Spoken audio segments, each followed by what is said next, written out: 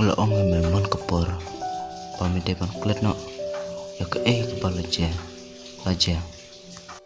Namar kemudian dimetoi, pamisi perkarsa ya kata. Mede pan perkat shua ya kecing ini lejong.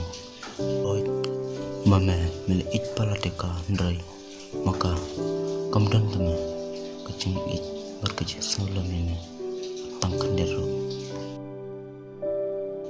Hoi, mete basu sangap badi I melak man syukran kapamemon ndrai nada melangat di lejong tengah terai musuh tutui karena kata